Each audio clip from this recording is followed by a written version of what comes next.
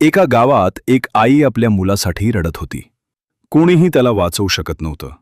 पण अचानक एक संन्यासी आला आणि जे घडलं ते पाहून सगळे थक्क झाले. हे संन्यासी म्हणजेच नृसिंह सरस्वती होते.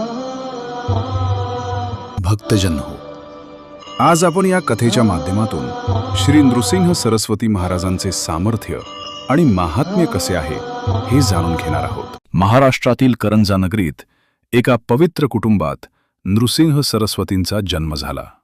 लहानपणापासूनच ते अत्यंत तेजस्वी आणि ज्ञानी होते. फक्त काही वर्षात त्यांनी वेदशास्त्र आत्मसात केले. लोकांना जाणवू लागलं की हा सामान्य बालक नाही. लहान वयातच त्यांनी संसाराचा त्याग केला.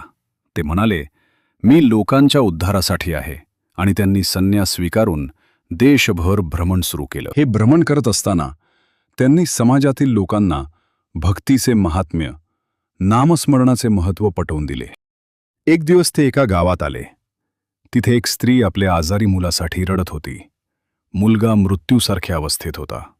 नृसिंह सरस्वती शांतपणे पुढे आले. त्यांनी त्या मुलाच्या डोक्यावर हात ठेवला आणि डोळे मिटून मंत्रजप केला. क्षणात चमत्कार झाला. तो मुलगा हळूहळू डोळे उघडू लागला. गावकऱ्यांनी हे पाहिलं आणि सर्वजण त्यांच्या चरणी पडले. त्या आईच्या डोळ्यात आनंदाश्रू होते. अशा अनेक चमत्कारांनी त्यांनी भक्तांचे दुःख दूर केले. पण ते नेहमी सांगायचे, चमत्कार नाही, श्रद्धा महत्त्वाची आहे.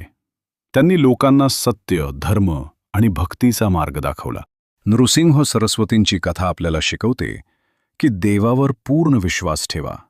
संकट कितीही मोठं असलं तरी श्रद्धेनं मार्ग नक्की मिळतो. कथा आवडली असल्यास एक लाईक जरूर करा, कमेंट करा आणि चॅनलला सबस्क्राईब करा.